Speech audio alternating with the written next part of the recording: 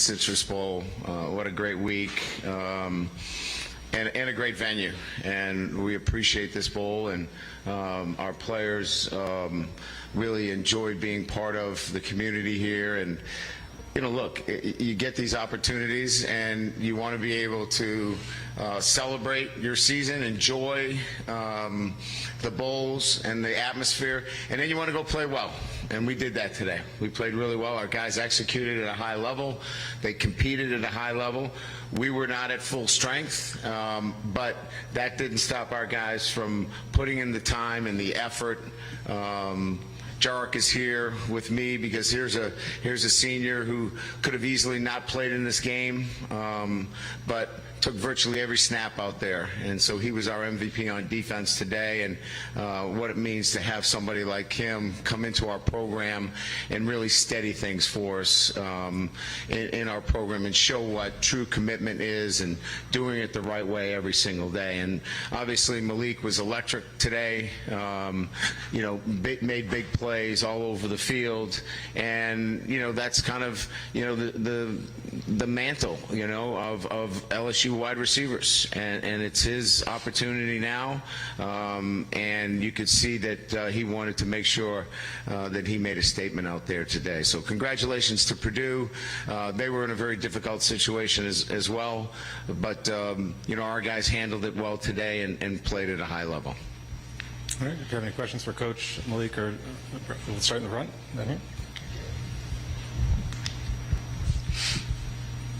Malik, congratulations on getting the Player of the Game award there. 163 with 9 catches, then getting to throw one as well. It's a pretty complete day. Have you ever had a day better than that, or what does it feel like to deliver on the stage like this? You know, it's a big stage to come out here, you know, in Orlando in the Citrus Bowl, you know, and perform at a high level and win the MVP award. So, you know, 3 drops, you know, that I could have easily caught, could have changed that, but you know, I'm very happy with the outcome of this game, and hoping to carry on into next year. All right, let's stay on the left, second row. Coach, you said yesterday that it was a plan to stop their passing attack.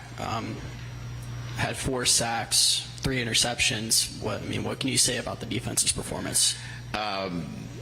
Amazing, right? I mean, we drew it up on a napkin, and the guys just, for me, it was fun to watch them play today because they played with great effort, great desire.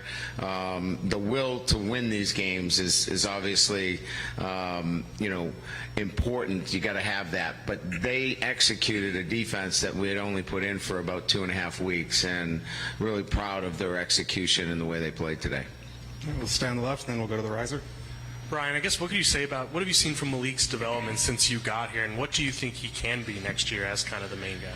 Yeah, I just think he's maturing. You know, I think we've gone through, understanding, how to be in the right zone emotionally, to his preparation and practice, where he's preparing harder than anybody else, to, flipping the switch to performance. Look, he mentioned one of the drops. He drops the ball, but he comes back the very next play and makes a spectacular play. His ability to focus and then refocus, that's the maturity that you see from Malik in terms of how he's grown in this past year, and I'm really proud of him.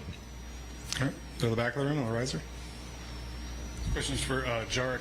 A lot has been made about what Purdue is missing, but I think those of us that cover you know what you're missing as well. Just if you would talk about the job that you guys as the secondary did and the defensive front, really to fill in those holes, whether it's Makai, Jacoby, and whomever, Jay stepping up big again. We just wanted to go out there and attack the game plan and just execute on every phase, starting with the front 4 all the way to the back end. We just wanted to go out there and just do our job and get this 10th win. So we'll go back. Thank you. Malik, for you, what does a performance like this allow you to be able to do in taking this type of momentum into your junior season?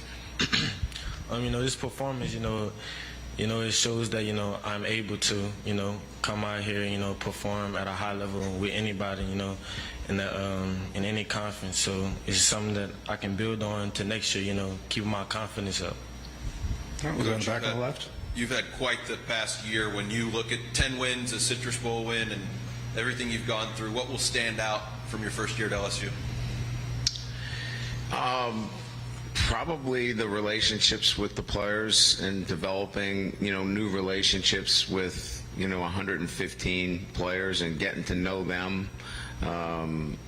That to me, in year one, the first time here, you don't know any of the players, and they don't know you. I think our first press conference, I keep saying press conference, our first meeting said, hey, we're going to build trust, but it's going to take time for both sides. And I think that's what happened.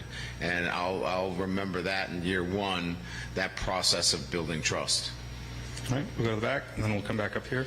Coach, here in the back, obviously you can't have fun if you don't win, but it seemed like you got here a week early, you did some things, the team had a good time, you called some plays today that seemed kind of fun, and were you okay with them and celebrating the way they did, jumping on the couch? I was, actually, and, obviously I probably crossed the line a little bit and got a penalty that's out of character for me, so I didn't apologize for the team, but they'll hold me accountable for it with SWAT points probably.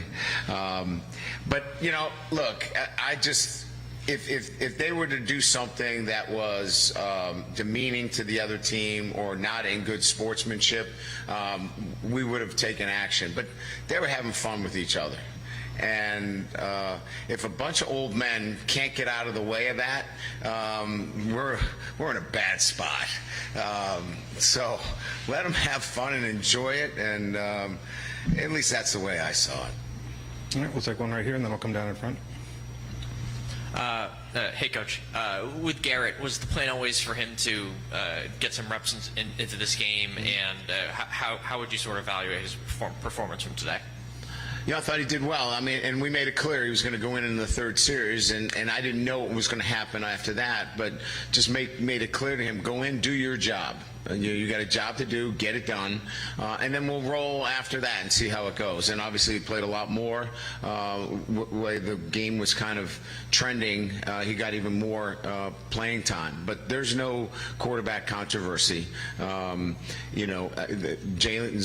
is our number one quarterback. Garrett will get an opportunity to compete, though. And look, the most important thing is when you have two really good quarterbacks, you have to have an open mind. You can't be closed-minded when you're looking at two, elite quarterbacks. So what we've committed to is an open mind and an open process where you can go in and, we're going to give you an opportunity to continue to grow. And then, that's going to allow both of our quarterbacks and Walker to continue to grow as quarterbacks at LSU. All right, we'll go down here on the aisle, then we'll go back to the riser after that. Listen in.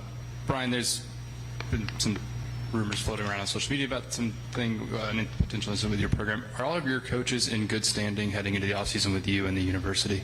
Absolutely, 100%. Yes. Look, I hold our players to high standards, and they know that. And we have a high standard. We have a high standard. I've been in it for 3 decades. We have high standards for everybody that's in our program. And that includes coaches and support staff and anybody that's affiliated with this program. And so they're held to that highest of standard as well.